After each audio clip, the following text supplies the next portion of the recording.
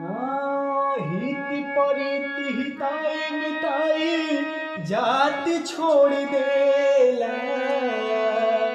हित परित हिताई मिताई जात छोड़ देला।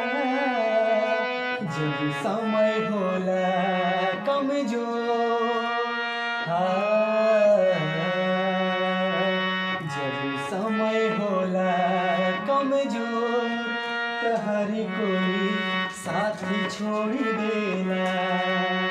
जब समय होला कमजोर त हर कोई साथ छोड़ देला।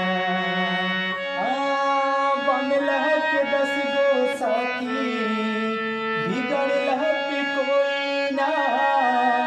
आपन बनैबा कैसे केहू तोहार होई ना।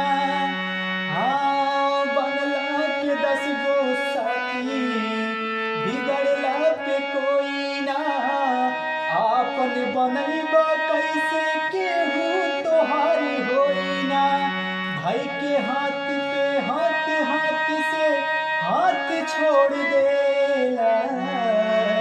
भाई के हाथ पे हाथ से हाथ छोड़ देला। जब समय होला कमजोर,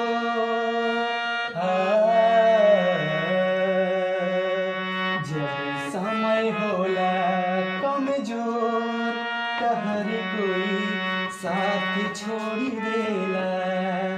जब समय होला कमजोर त हर कोई साथ छोड़ देला।